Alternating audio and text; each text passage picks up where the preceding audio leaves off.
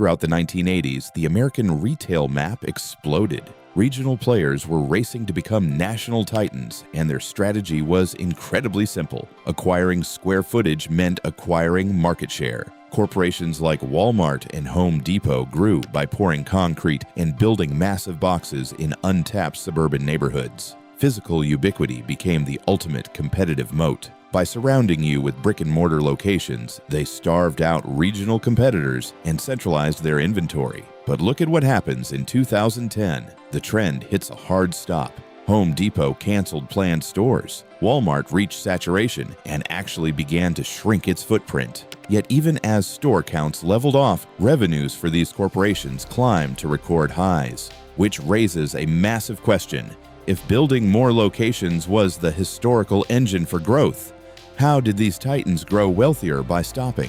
Montage of a person scrolling on a smartphone clicking Buy Now, followed by quick shots of abandoned Sears and Kmart stores with fading logos. Enter the 2010s.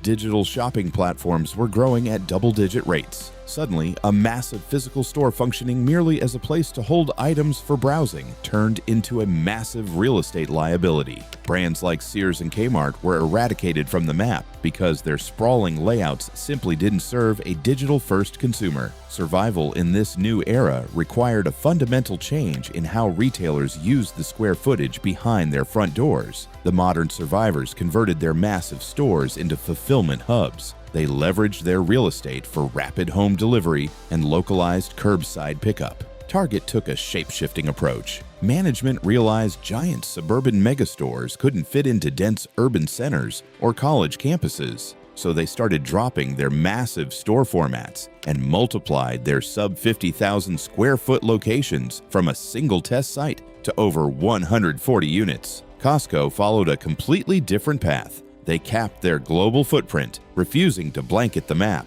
By stocking a limited variety of bulk items and driving high inventory turnover, they created a localized sense of scarcity, generating astronomical revenue per square foot. Other sectors like grocery and pharmacy expanded by buying out their competitors. But buying competitors just to claim territory led to highly inefficient maps, where a company's own locations were cannibalizing each other on opposite sides of the same intersection. Today's store closures aren't a sign of death. They are a strategic pruning of redundant assets to consolidate volume and improve economics. Despite the popular narrative of a retail apocalypse, consumer spending and physical retail sales continue to show healthy year-over-year gains. The physical store didn't die. It transformed into a core component of a faster digital supply chain. A modern storefront must simultaneously be an experiential showroom, a bulk distribution center, and a local delivery node.